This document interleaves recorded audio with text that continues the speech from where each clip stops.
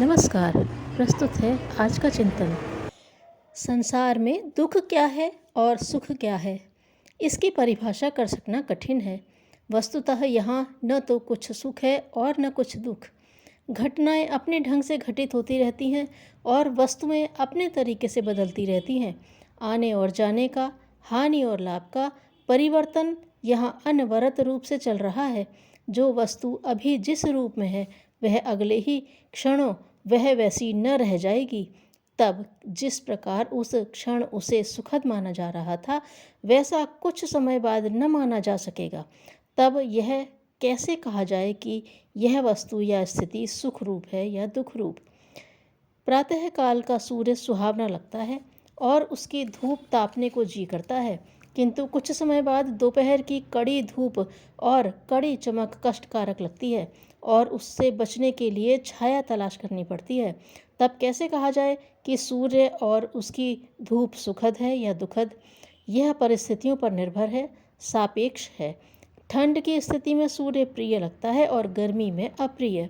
भूख में भोजन की उत्कट लालसा रहती है, रूखा सूखा भी स्वादिष्ट लगता है, किंतु पेट भरा होने पर अथवा रुग्ण रहने की दशा में स्वादिष्ट भोजन भी अरुचिकर लगता है और उसकी ओर देखने को भी जी नहीं करता। भोजन अपने आप में न स्वादिष्ट है और न अस्वादिष्ट, वह एक पदार्थ मात्र है। भूख के अनुरूप वह कभी प्रिय लगता है, कभी अप्रिय। यदि भोजन की अपनी कुछ विशेषता होती तो वह सदा एक जैसा ही बनी रहती। हम धनी हैं या निर्धन, इसका कोई पैमाना नहीं। कितना धन होने पर किसी को धनी कहा जाए और कितनी मात्रा को निर्धन की परिधि में लाया जाए, इसका कोई मापदंड नहीं बन सकता। जब हम अपनी तुलना किसी साधन संपन्न धनी के साथ करते हैं तो पाते हैं कि अपनी स्थिति निर्धनों जैसी दयनीय है, किंतु यदि निर्धनों और अभावग्रस्तों के साथ अपनी तुलना करने लगे तो प्रतीत होता है कि हम कितने अधिक साधन संपन्न, धनवान और भाग्यवान हैं।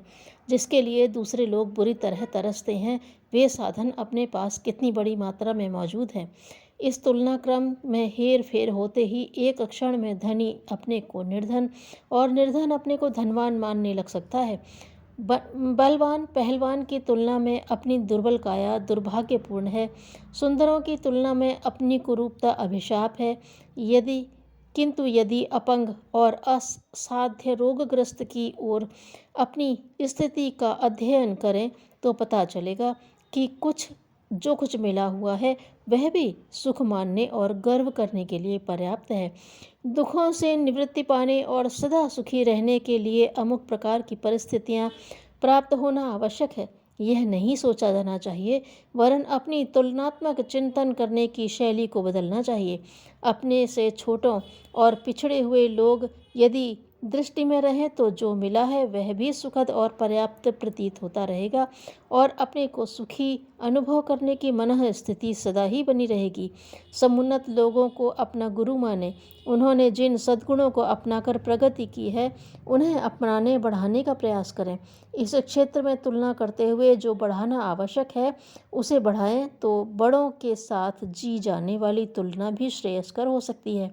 दुखों से स्थायी निवृत्ति और सुखों की सुस्थिर उपलब्धि का यही मार्ग है।